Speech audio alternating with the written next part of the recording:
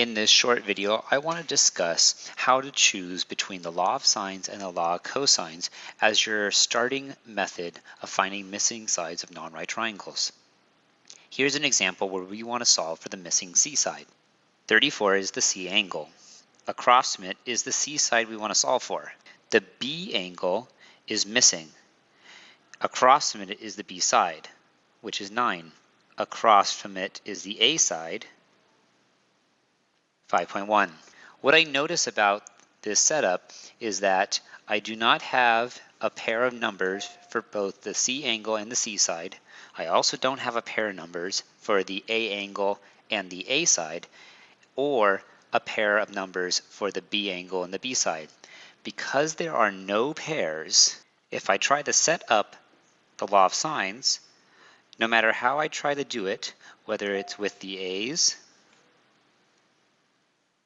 or with the B's, or the C's,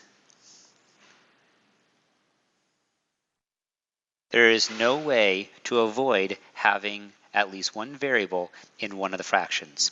So law of sines does not work here. We have to use law of cosines. Let's look at the same triangle, but this time let's be given two known angles and one known side. And let's explore those pairs one more time. C angle across from C side, but C side is missing, no pairs there. B angle across from B side, there is neither of those numbers there. And A angle across from A side, I do have. So the pair that I have are the A's, which means that in my law of sines formula, I'm able to put 5.1 over the sine of 31. So this means that I can use law of sines to do this problem. Now let's suppose that we know two sides, but we only know one angle. We still want to find side C. So in this problem, my angle C is missing, but so is my side C. This is a big problem because if I want to figure out side C, I need to know angle C. Angle A is missing, but I am given side A. This isn't a pair, but I at least have the side A. I have angle B, and I have side B. This means in this problem I can set up law of sines using 9 for side B over the sine of angle B, 115.